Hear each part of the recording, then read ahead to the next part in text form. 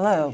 President Trump's proposal for a missile defense shield to defend the United States homeland, the Golden Dome initiative, has sparked considerable debate.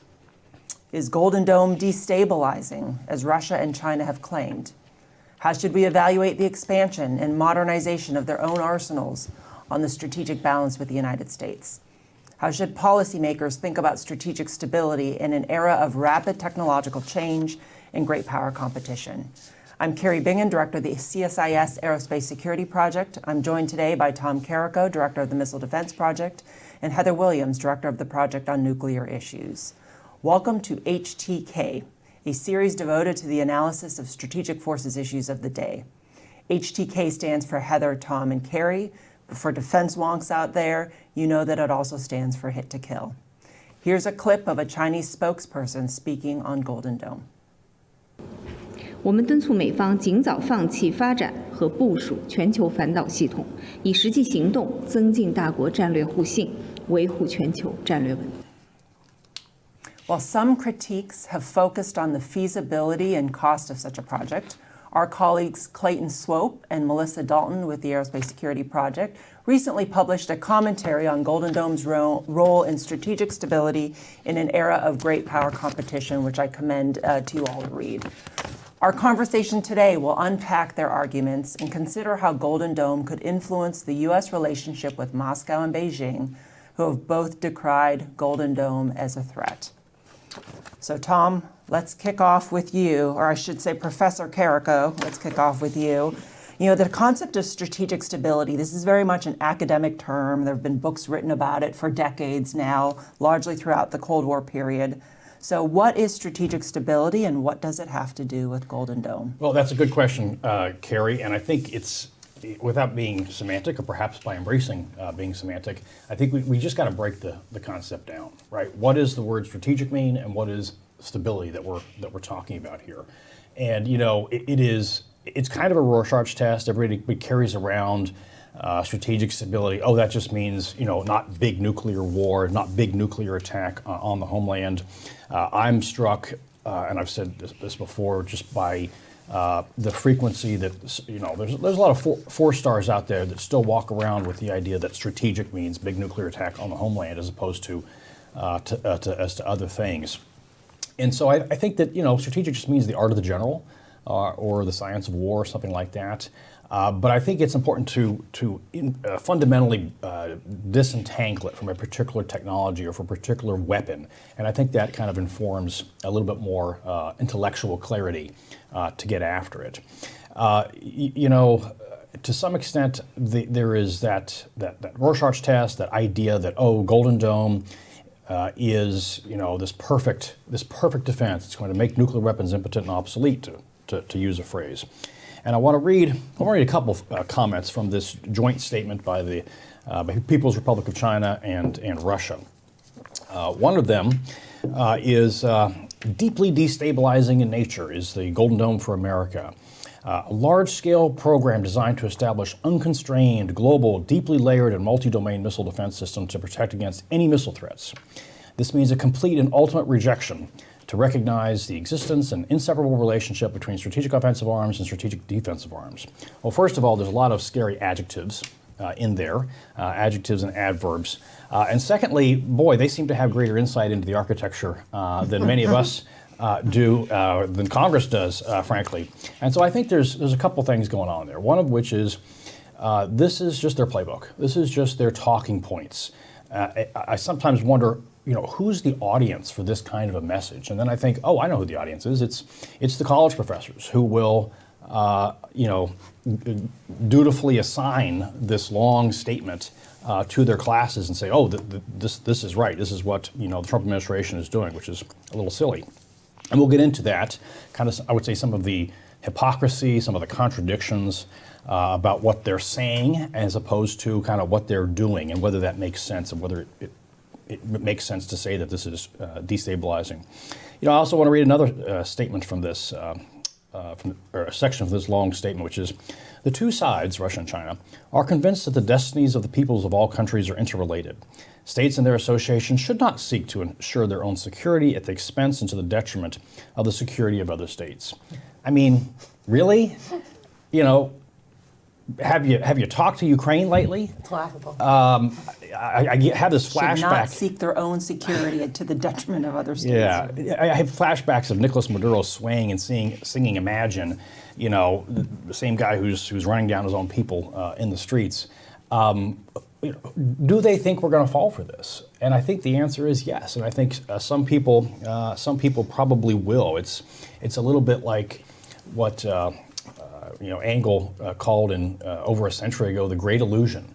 The sort of the deceitful dream of a golden age, that we can kind of, you know, hang on to the security blanket to protect us from a much more complicated political and geopolitical reality. And that's why I'm a little bit of a curmudgeon on this. I think it's really important to disentangle whatever it is that one wants to define as strategic stability from a particular weapon, from nuclear weapons itself. You know, there was a report done a couple years ago, kind of a compilation of a bunch of analyses about what does strategic stability even mean. And I think there's just some great essays in there, including by Colin Gray and Ron Lehman, that just really disentangle this and take it apart into little small pieces. And I commend Clayton and Melissa for that fine piece, really going after this. And let me just quote from that piece that they put out recently as well, is that, you know, if the litmus test for strategic stability was whether anyone was engaged in a full-scale nuclear war, then yes, the world is basking in a period of strategic stability. But then they also go on to say that if you mean by strategic stability and not trying to upset the status quo, and not trying to get new strategic weapons, this sort of thing, then actually no. The actions of Russia and China, not just invading their neighbors, but the actions of Russia and China on a military basis, on a weapon system development basis, is very destabilizing. And so I look at this and I think about Golden Dome as, again, an initiative that is long overdue, it is much needed, and that is stabilizing. And I've said this before, but you ask Ukraine, do they think that national missile defense is stabilizing or destabilizing relative to the, you know, effort of Russia to try to wipe them out and negate them? So I think that the way in which we talk about Chinese and Russian missile defenses and air defenses is illuminating. We tend to talk about them in a different way than the way we talk about kind of SDI, or we talk about Golden Dome and this sort of thing. It's sort of taken for granted that Russian and Chinese air and missile defenses, well, that makes sense. It's A2AD, right? Anti-access area denial. But when we do it, when we treat North America as a region and we try to create some A2AD bubbles, oh, this is scary, this is destabilizing, I think it's just kind of incoherent, frankly. You know, China and Russia talk about the United States weaponizing space. Like, are you kidding, right?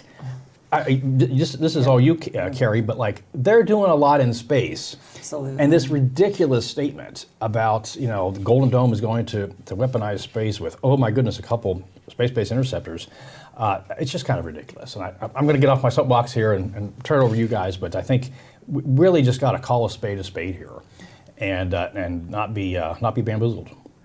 Well, so then Heather, you know, Professor Williams, you're one of those academics that Tom referred to. But you did your PhD in all of these areas. Is you know, nuclear arms control, nuclear deterrence, nuclear strategic stability. So I know you have a lot to say on what this concept means, but also how the conditions, you know, are the conditions that were present that led to those concepts, are they still in place today? I really like Tom's comment about how the term strategic stability has become this Rorschach test, and I feel like I'm now going to reveal my own nuclear tendencies and kind of predilections around this. And so I do want to just back up even a little bit more in terms of how we might define strategic stability. I don't think there's ever been an agreed to or consistent definition. It's a very contested term. I'll put out 3 definitions that I have heard that are probably the most popular. The most popular are probably among the nuclear community is that strategic stability means survivable second strike. As long as you have a survivable second strike force, then you are able to retaliate against a nuclear first strike, and that will strengthen deterrence, and that will prevent nuclear weapons from being used at all. The second definition comes from Thomas Schelling, another great strategic stability thinker, who defined it in terms of arms race stability. So it's in a competition where neither side has incentives to do rapid strategic buildups, and also crisis stability, where you don't have incentives to do escalation. That's kind of where that's probably the one that I lean towards. The last one that I think is a really interesting one is, but the Russians have never really accepted our definitions or our approaches to strategic stability. For them, it was always broader. It wasn't just nuclear. It had a deep psychological component to it. And I can see the US strategic studies community starting to kind of catch on to how the Russians have thought about this for a while. I think where I might have a very nuanced, different take than Tom is on, I do think there is still a value in conceptualizing strategic stability as no incentives for nuclear weapons use. The goal here is that a nuclear weapon is never used in anger. And that creating that environment and those strategic conditions, that is what stability really should be all about. In terms of the Russian and the Chinese claims, so I'm going to add another, I have another quote here. This was from a Chinese statement at UN General Assembly First Committee, where they accused the United States of turning outer space into a warfighting domain, the continued military buildup in outer space, and tied all this to Golden Dome. And you know what? I went back and looked through the statement. I didn't see any mention about Russia potentially deploying a nuclear weapon into space. And so there is clearly a double standard and some double speak going on for both China and Russia around this issue. But my colleagues on the Pony team, Lachlan McKenzie and Raymond Wang, will have a piece coming out later today on Russian and Chinese perceptions. But to just hit some of their kind of main top points, the Russians and the Chinese are pushing back on Golden Dome. I think there's two big things going on here. One is that this is, from their talking points at least, this is just another U.S. tool to try to seek strategic supremacy. The Chinese love to point out, oh, the U.S. is in pursuit of strategic hegemony, and this just proves that even further. And for the Russians have just always hated our missile defenses. Like, they've just always hated it, whether it's theater or homeland. This has been the bugbear of so many arms control agreements, right? Even in New START, which you guys had worked on the Hill, this getting the language around missile defense has always been a real challenge for arms control agreements going forward, and I think that is still true for the Russians. The second big point that that my colleagues are pointing to is that Russia and China have highlighted uncertainty around Golden Dome, and questioning, can the U.S. actually deliver this? Do they have the defense industrial base? What is this? And so I want to really plug a fantastic piece, Tom, that you wrote. I think it came out yesterday in Breaking Defense on, what is it, Stop the Gag Order? Yeah, loosen the gag order and start talking. Yeah, and in the absence of more information, not just our adversaries, but also our allies are going to have a lot of questions about what is Golden Dome, what does it actually do? And Tom, I would add to the audience on that, not just college professors, but also the wider international community and the global South, which have a tendency to pick up Chinese talking points and run with it. And so that for UN First Committee statement, I can envision a lot of global South or middle ground countries picking that up and saying, oh yeah, Golden Dome is the thing that's undermining strategic stability right now. In my opinion, it's not undermining it any more than Russia or China's massive buildups and Russia's potential deployment of a nuclear weapon in space. But I mean, from the strategic stability perspective, how are you thinking about it in the space context, Kari? So, I'm just very cautious about taking a nuclear concept and applying it to space. And so these ideas like a survivable second strike, I just don't know that I don't believe that they hold water in the space context. I mean, that presumes that the other side values space as much as you do. So I think there's some differences there. The other piece that I think is really interesting is on this, strategic stability. It also presumes symmetry. It presumes rough symmetry and one side's nuclear forces and another side's nuclear forces. What have we seen China in particular do over the last 2 decades? They have pursued asymmetric capabilities, particularly in space and in cyberspace. And I'm glad you both raised what China and Russia are doing in space, because we every year put out a space threat assessment on just the range of weaponization or counter-space weapons that both China and Russia are pursuing, and frankly have been pursuing for decades. So let's not kid ourselves that Golden Dome is just something new with respect to space weaponization. They've been doing it for a long time, and they demonstrated. FOBS is a great example, right? Fractional orbital bombardment system. Space is a warfighting domain. I don't know if you've heard this, by the way. And it's been militarized from the 1950s. So let's not kid ourselves there. But on this asymmetric piece, I think there's a really interesting dimension here that needs further scholarship and exploration, as we're now at a point where you have, with these new technologies, and space and cyber come to mind, where you have this class of weapons short of nuclear that can create mass strategic effect. So space, targeting, say, GPS and having GPS go out, say, potentially worldwide. Cyber attacks like the Volt Typhoon that targeted critical infrastructure in the U.S. homeland. I mean, those things are quite escalatory and significant. So how do we think about maybe not strategic stability as a concept, but deterring those kinds of acts? But let me go back to, I think this all comes full circle then is, okay, do the Russians and Chinese, it sounds like, do the Russians and Chinese have a point here? What are your thoughts on Golden Dome undermining strategic stability? I think I know your answer, but I'll throw that out. Yeah, so look, I think it's important, especially for kind of the American strategic forces discussion, is to keep in mind our particular political conversations. And a couple years ago, I had over Representative Doug Lamborn and Representative Seth Moulton. I think it was the 40th anniversary of SDI. We did a little thing with the two of them, and I want to quote Representative Moulton in particular. And he kind of says there's different layers or different levels of missile defense. You've got your rogue missile defense, rogue state missile defense to kind of contend with those guys. You've got kind of your regional missile defenses against kind of shorter range stuff over there, from regardless of who it is. And then you've kind of your accidental launch, things like that. And then you've kind of got this other thing, this sort of big strategic missile defense to defend against everything. Kind of what the Russian and Chinese statement, any kinds of missiles, global, deeply layered, to defeat everything. And I think Mr. Moulton is kind of pointing to something that is an idea more than a feasibility. And if that is the thing that we don't want from Golden Dome, well, the good news is it's not possible. All right, that's just not going to happen. And I think that when they get around to start talking about Golden Dome, that I predict that what you're going to see is something that is far more, to use a word, limited, both in terms of the number of threats that are feasibly able to be stopped, and also in terms of the area, the defended asset list, that is no kidding able to be defended against, especially aerial threats, for instance. And so I think when the information gets out there, that I think we're going to see this for something that is far more tractable and far more doable and far less fanciful than I think a number of the commentators who, in the absence of information, folks are having to speculate in the think tanks and this sort of stuff about what this might mean. So I think, again, I go back to the Ukraine thing. No, I think what this is, it's a long overdue effort that is going to prove stabilizing, contrary to the Chinese FOB. So all this other Russian and Chinese, Dr. Evil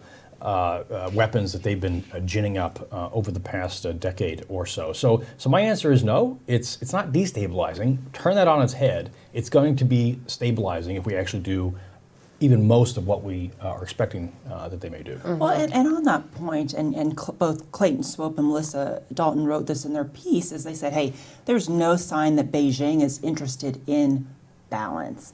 And so even, I keep going back to, is strategic stability really a nuclear concept, and how do we think about it in this evolved world that we're in? Because Tom, to your earlier points, Golden Dome is, and we need to see the details, but it is supposed to be this architecture to defend the homeland.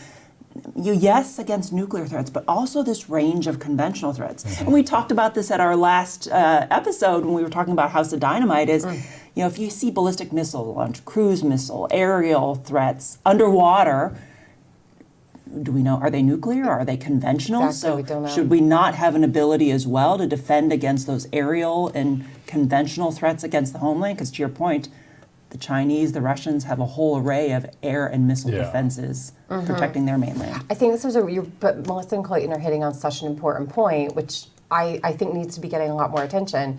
We seem interested in strategic stability. We seem interested in risk reduction and avoiding escalation. I'm not picking up that Russia and China are interested in the same things. They seem to be interested in manipulating risk. And so to your question, is Golden Dome going to be destabilizing?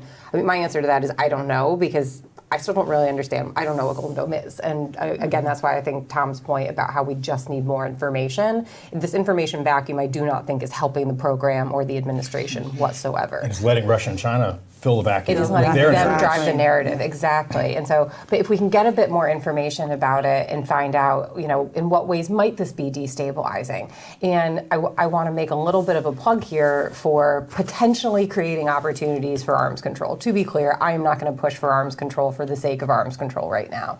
But historically, when you have these types of buildups and competitions that we're seeing, some ways to try to manage them have been arms control tools. The problem is we have zero leverage right now for arms control. If we wanted to have a negotiation tomorrow, I don't know what we would put on the table. But also, we don't have willing partners. The Chinese are just stonewalling any sort of arms control conversation. And so once we have a bit more information about Golden Dome, I'm wondering if that might create some incentives within Beijing to finally start talking to us, to provide some transparency about what their arsenal is. Now, I would not suggest building up just to create leverage for arms control. No, you build up and you do these things because it's the right thing for defense, deterrence, and national security.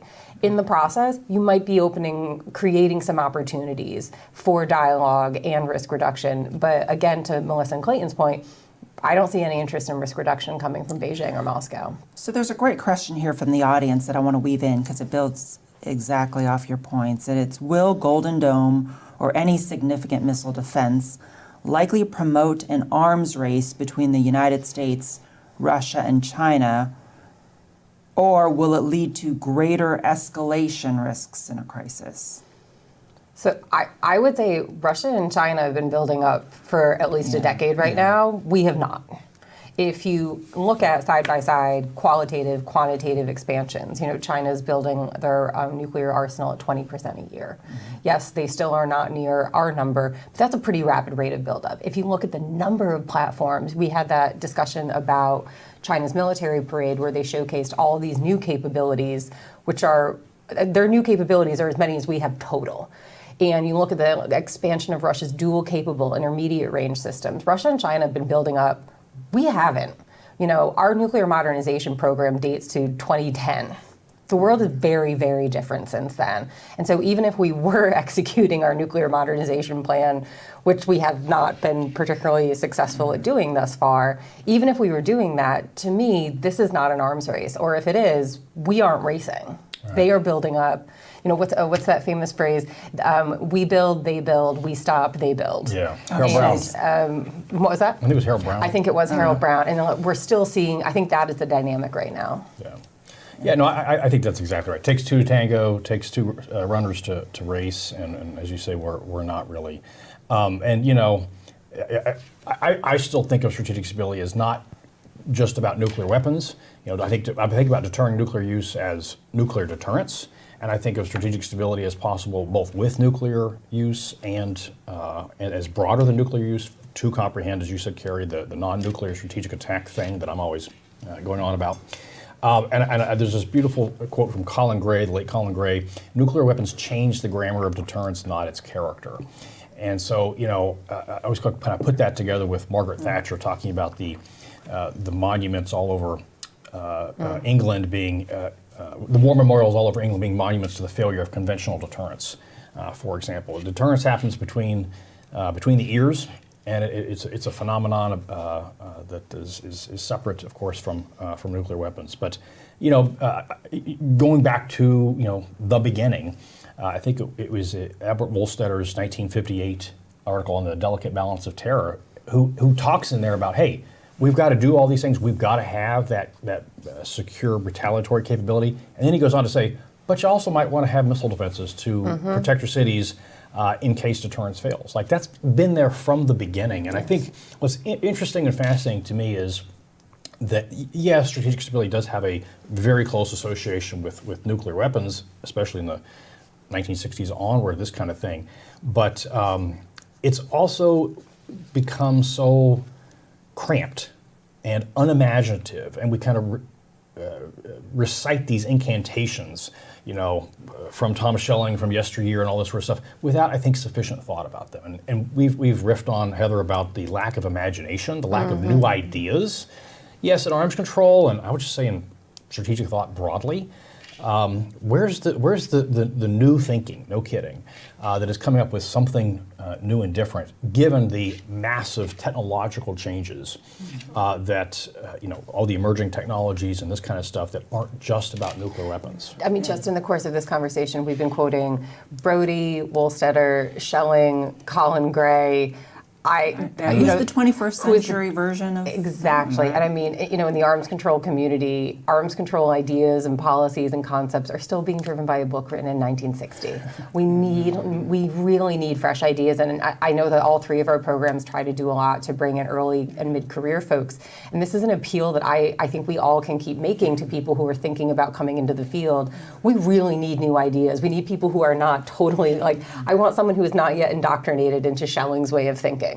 I want somebody who can think creatively. I mean, eventually we'll get them to Schelling because everyone should read Schelling at some point. But this really is an important moment and opportunity for some fresh thinking on these issues. Yeah. Well, and back to this question on would something like Golden Dome or other missile defenses lead to greater escalation, restoring our crisis? I mean, heck, if Russia or China decided to launch several hundred nuclear weapons at the United States, I mean, even though we don't know the details of the Golden Dome architecture, that will be hard for missile defenses to stop. I mean, let's not kid ourselves there, right?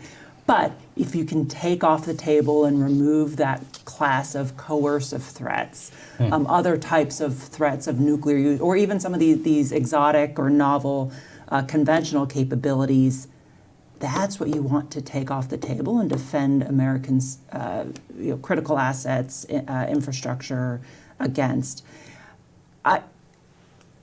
In some respects, if you can take those off the table, you're forcing your adversary you are forcing them to escalate. That's not a bad thing. I'd rather increase the cost to them and force that leader to decide, if I'm going to launch these weapons, I can't just get away with a couple. Although, that's still a really, really bad day. But I'm now forced to make an even worse decision of launching hundreds.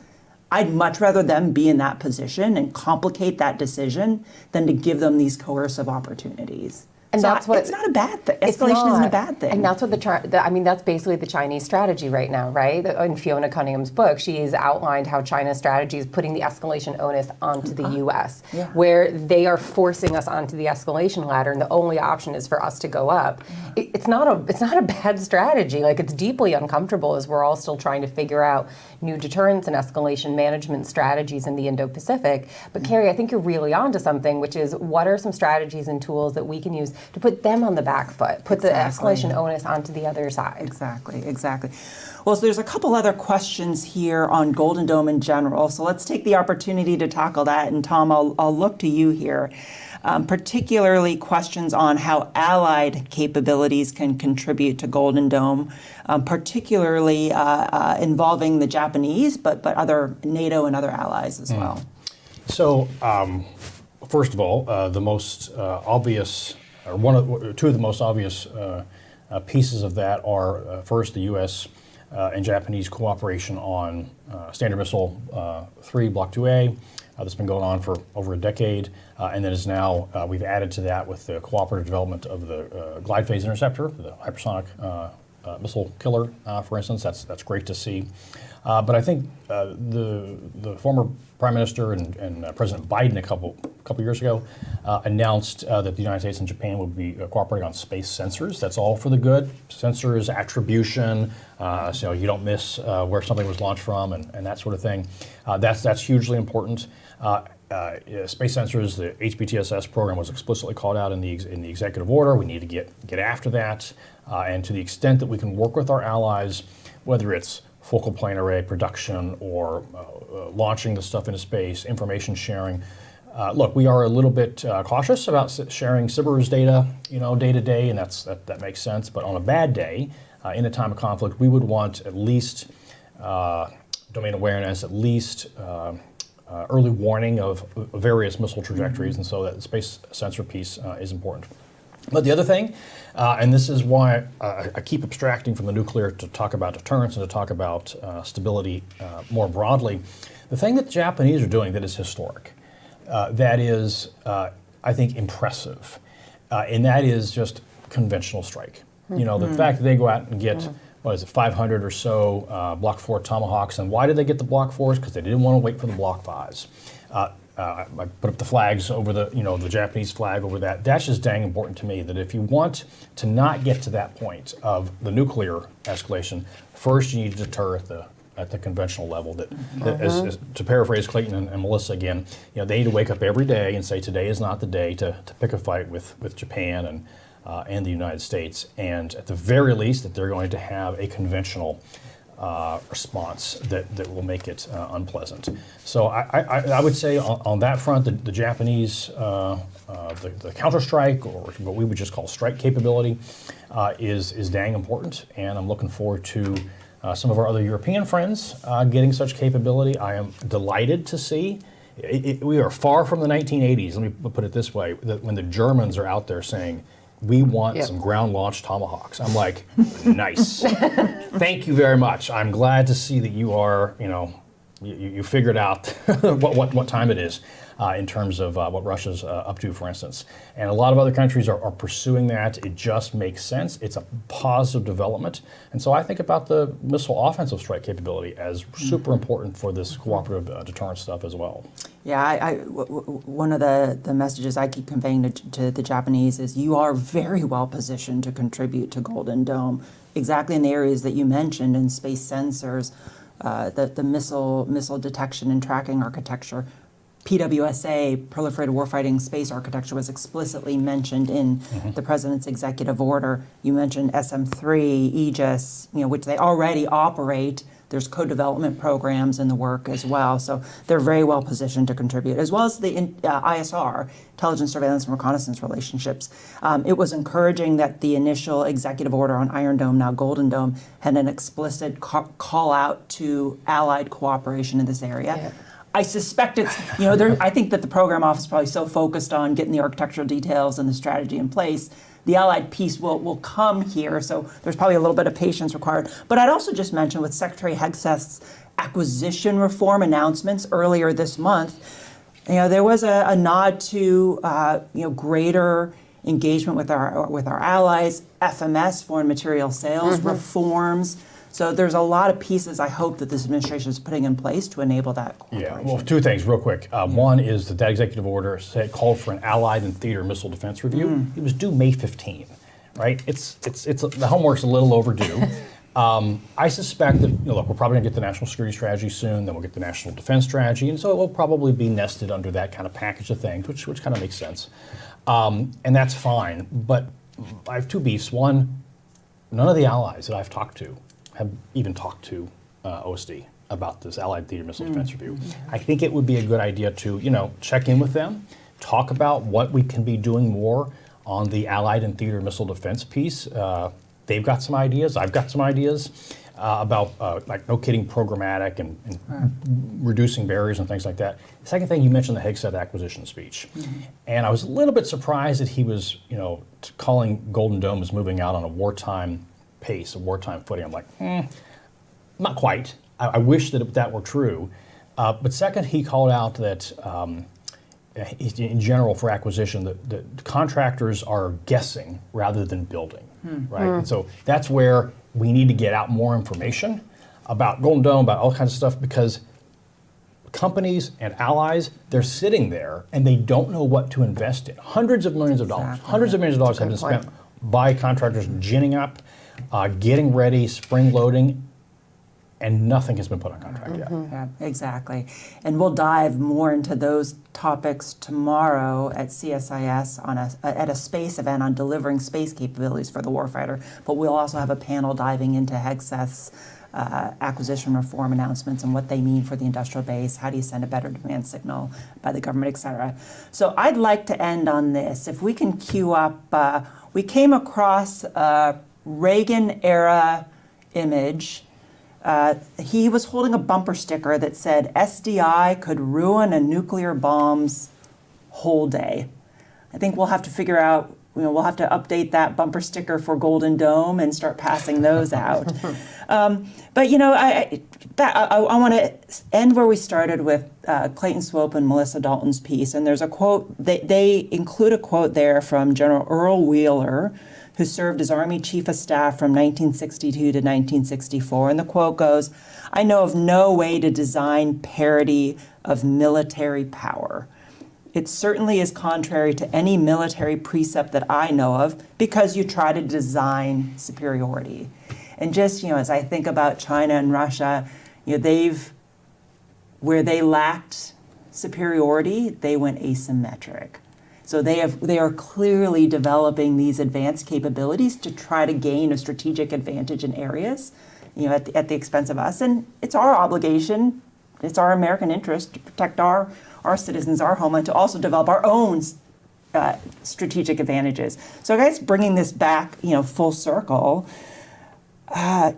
is there a way to design strategic stability going forward? What do you think? Well, I'll answer that, and I'll pose it back to you all with, what is the thing, if it's not shelling, that you would assign in your classes to help people think about this? And I'll tell you what I usually are used to put first in a reading list, and that's Federalist 6 by Alexander Hamilton. And I paraphrased it earlier, that is it not time to awaken from the deceitful dream of a golden age? I mean, that's good old-fashioned American realism, and he kind of talks in there about how the Confederate or the Articles of Confederation is not going to work. We need a different form of government, and I think that there were just so many deceitful dreams to the Wheeler quote that you say there about a security blanket or something like that. So I would kind of leave it there. I don't think it is possible to design. That's in the nature of things.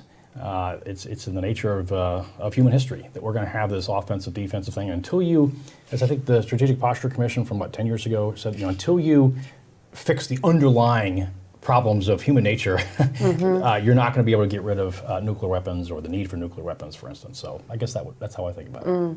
I would also pick a reading assignment. I would pick Therese Delpech's Savage Century, which looks at the conflicts of the 20th century and says, are we being a little hubristic in thinking that the 21st century won't have the same challenges? And thinking about, I think you guys might be convincing me a little bit that maybe we should talk about strategic stability beyond nuclear. So I don't quite have an answer to what should it be and what should be the reading assignment. Maybe the three of us have to do more episodes and have to write that ourselves. But it is thinking back to that there was an era when there weren't nuclear weapons. That wasn't so stable either. And thinking about stability beyond capabilities and more to those types of relationships. So again, all to say, I think there's some really important strategic thinking to be done here. Yeah, I think that's well said. Well, on that note, I think that's a great place to end. Thank you for tuning in. Thanks to our Missile Defense Project team, our Project on Nuclear Issues Pony team, and our Aerospace Security Project, as well as our streaming and broadcasting team. Keep your radar frequencies tuned to this channel so you don't miss future HTK discussions on strategic forces issues of the day. Thank you.